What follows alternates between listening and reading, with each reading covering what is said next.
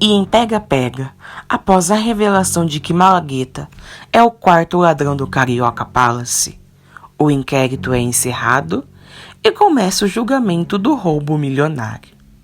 Além dele, Sandra Helena, Júlio e Aguinaldo estão no banco dos réus e o juiz anuncia, dando início aos trabalhos. Dou como aberta a audiência referente ao crime de furto ocorrido no Carioca Palace Hotel. O crime que ocorreu na madrugada do dia 9 de junho deste ano. Os réus, Júlio Mendes da Silva, Aguinaldo Macedo, Sandra Helena dos Passos Reis e Vitor Aguiar, funcionários do referido estabelecimento, furtaram 40 milhões de dólares pertencentes a Pedro Guimarães, ex-proprietário do Carioca Palace. Como os 4 acusados confessaram à polícia que cometeram o crime, o que vai ser decidido nesse tribunal é a punição, se houver, de cada um dos participantes do crime. Para isso, é relevante conhecer as motivações do furto, a ação e o impacto que o ato criminoso e os seus desdobramentos provocou na vida dos réus e da vítima, disse o juiz. Já do lado de fora do tribunal, os ânimos ficam exaltados com a expectativa da punição dos ladrões. Vanderlei defende Aguinaldo, afirmando que o irmão está arrependido do que fez, fazendo assim Pedrinho perder a paciência e começar um grande bate-boca. Sensato, Eric aparta a briga e diz: parou! A nós só cabe comentar o que a gente sabe. Quem vai julgar se eles merecem pagar e como vão pagar é o juiz. E o primeiro a ser chamado pela promotoria será Pedrinho. Ao entrar na sala, o homem fica encarando os acusados, até que o juiz pede para que ele se sente e então o promotor pergunta: seu Pedro, o senhor havia fechado um negócio com o empresário Eric Ribeiro, certo? E ele lhe deu em pagamento pela compra do Carioca Palace a quantia de 40 milhões de dólares em espécie. E Pedrinho diz: um pedido meu, inclusive, porque eu estava de partida do país para viver em Nova York. E eu não queria transações bancárias, não queria contratar nenhum doleiro, porque o pai daquele ali já tinha sido meu doleiro e eu já tinha sido golpeado por ele.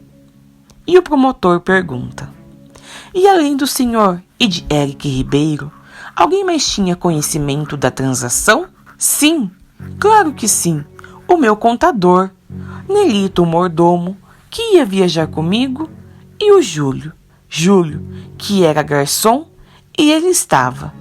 E quero fazer um parênteses, um dos melhores. Ele estava presente na minha suíte quando eu comentei. E então, neste momento, Júlio relembra do dia em que escutou Pedrinho falando sobre a venda do hotel. E o promotor diz: então o réu Júlio Mendes da Silva ouviu a conversa e foi logo contar para os seus futuros comparsas. E o advogado de Júlio se manifesta, dizendo: protesto, excelência. A promotoria não tem como sustentar essa tese. Se a notícia vazou, outros funcionários poderiam ter tido a mesma ideia. Pegar o dinheiro no cofre durante o baile. Pedrinho relembra o detalhe mais importante de toda a operação e acusa a Malagueta ao dizer: não bastava ter a ideia, precisava saber as coisas, como a senha do cofre, o ponto cego das câmeras, e aquele homem ali sabia, por causa do pai dele. Com a acusação, a defesa de Malagueta questiona Pedrinho sobre a pericidade em que a senha do cofre era trocada, na tentativa, assim, de amenizar a culpa do seu cliente.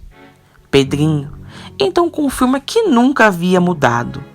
Com isso, o advogado de Malagueta apela para a insensatez de Pedrinho e diz: Seu Pedrinho, o senhor se espanta por alguém descobrir e usar uma senha que o senhor manteve por décadas? E Pedrinho responde: não, eu me espanto de pegarem um dinheiro que não era deles. Eu me espanto que gente comum, empregada, que não passava necessidade, tenha pego 40 milhões de dólares do lugar onde trabalhavam, sem se importar que isso era tudo o que eu tinha na vida. E depois seguiram trabalhando para despistar o crime, mesmo vendo a mim e a minha neta dependendo do favor de amigos para nos manter. E após ouvirem Pedrinho, os ladrões entram em uma reflexão profunda. E então o depoimento segue, e chega a vez de Luísa falar. Ela lembra do susto que levou ao ver o avô abalado por conta do sumiço do dinheiro, e se emociona ao recordar o que viveu por causa do crime e diz: esse roubo trouxe muita coisa ruim e também trouxe coisas boas como consequência. Mas eu só quero justiça. As pessoas não podem sair por aí fazendo o que bem entendem com a vida das outras pessoas. Termina ela de falar. E assim o julgamento prossegue. E agora é a hora de Eric dar o seu depoimento. Em sua fala no tribunal, o dono do Carioca Palace assumirá que tinha a intenção de vender o hotel quando realizou a compra, o que justificaria o desespero dos funcionários que cometeram o crime. E ele diz: minha intenção era comprar o hotel, demitir os funcionários, fechar o estabelecimento e vender. Eu comprei o Carioca Palace por 40 milhões de dólares, porque ele veio com multas trabalhistas que eu assumi. Mas só o terreno de um quarteirão da Avenida Atlântica valia mais que o dobro, explica ele. O advogado de Júlio então pedirá a palavra para questionar a testemunha e dirá: é verdade que você usou recursos próprios para, paralelo à ação da polícia, investigar e até perseguir aquelas 4 pessoas que estão sentadas ali? Indagará ele. E Eric confirmará dizendo: é verdade. E então o advogado dirá: mesmo tendo sido alertado pelos inspetores responsáveis pelo caso de que não deveria se meter nisso? E Eric então falará: a minha intenção foi sempre a de colaborar para pegar os responsáveis pelo crime que tanto prejudicou a mim e as pessoas que eu amo. E então o advogado dirá: Agnaldo Macedo foi preso quando um helicóptero baixou na frente do carro em que ele fugia. Helicóptero da sua empresa. E você estava nele. Desconfiado de que Sandra Helena estava envolvida, você a seduziu, enganou e armou uma armadilha, entregando tudo o que descobriu para a polícia, passando por cima dos sentimentos que uma mulher tinha por você. Então Eric dirá: não me orgulho de ter passado por cima de sentimentos para conseguir o que eu queria. E então o advogado encerrará dizendo: Excelência, enganar, burlar leis, ser antiético, colocar o dinheiro acima de questões morais. Os réus foram capazes disso tudo, e a testemunha de acusação também. Os fins justificam os meios? Questionará ele. Mas antes da gente continuar com o vídeo, me diz aqui nos comentários o que você está achando da novela Pega Pega. E se você tivesse que dar uma nota hoje para a novela, que nota seria essa?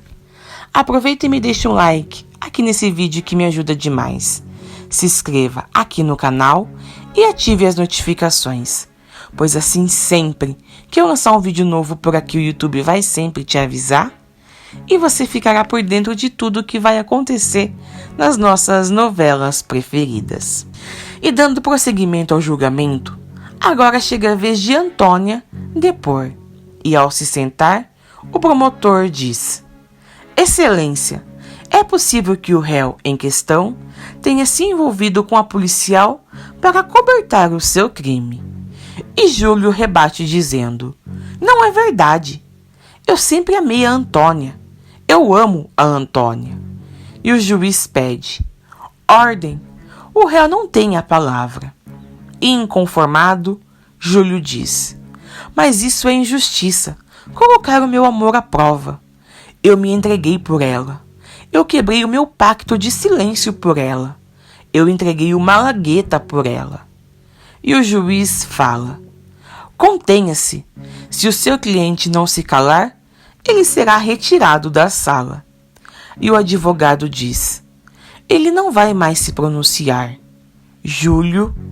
E ele responde: desculpa. O depoimento então prossegue até que Antônia fala: descobrir que o Júlio era o ladrão que eu estava procurando foi duro. Descobrir que ele escondeu isso, mentindo para mim, foi devastador. Mas eu me envolvi com ele porque eu o amava muito. Na verdade, eu amo, afirma a policial, que reconhece a culpa do amado e continua a dizer: ele cometeu um crime e acredito que provavelmente vai pagar por isso. Mas hoje eu acredito que ele foi levado pelas circunstâncias, pela inconsequência e pela imaturidade. Termina de falar Antônia. E a ex-integrante do bando de Timóteo, Mônica, também depõe no julgamento do assalto do Carioca Palace. E para a surpresa da promotoria, revela que Malagueta nunca manteve relação com o bando. Entretanto, ela joga uma suspeita no ar e diz que no tribunal há sim uma pessoa que tinha uma ligação com o bandido morto e diz: a verdade é que antes do roubo do Carioca Palace, Vitor nunca roubou nada. Eu fazia parte do bando. Ele nunca fez. Agora tem outra pessoa do esquema do Timóteo e que está aqui, nessa sala, diz ela, deixando o juiz intrigado, que a questiona para saber quem é. E Mônica revela: essa policial. Eu conheço ela como Nina. E então a policial sai algemada do tribunal. E após colher todos os depoimentos, inclusive o de Júlio, Aguinaldo, Sandra Helena e Malagueta, contando como foi a participação de cada um durante o roubo, chega o momento do juiz proferir a sentença.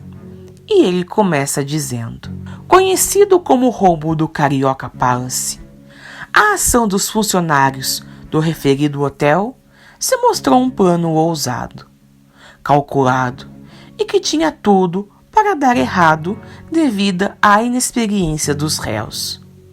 A sorte, na verdade, jogou contra vocês, porque se ela, a sorte, tivesse sido um pouquinho menos cúmplice dessa história toda, talvez em algum momento da ação vocês tivessem se dado conta de que não existe crime perfeito e que teriam que pagar pelo que estavam fazendo algum dia. E esse dia é hoje. Por crime de furto qualificado e formação de quadrilha, os réus estão condenados à prisão em regime fechado. As penas seguem proporcionais a cada um no crime. Júlio Mendes da Silva, 2 anos de detenção. Sandra Helena dos Passos Reis, 4 anos de detenção. Aguinaldo Macedo, 4 anos de detenção. E Vitor Aguiar, 8 anos de detenção. Por serem réus sem antecedentes criminais e por não terem sido acusados de nenhum crime hediondo, os réus podem entrar com pedido de condicional assim que tiverem cumprido 1/3 da pena.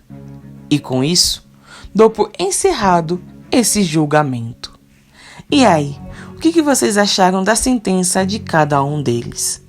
Você achou justa ou não a condenação? Enfim, me deixe a sua opinião aqui nos comentários, que eu vou adorar saber. Então foi esse o vídeo de hoje. Eu espero muito que você tenha gostado. Um beijo, até o próximo vídeo e tchau!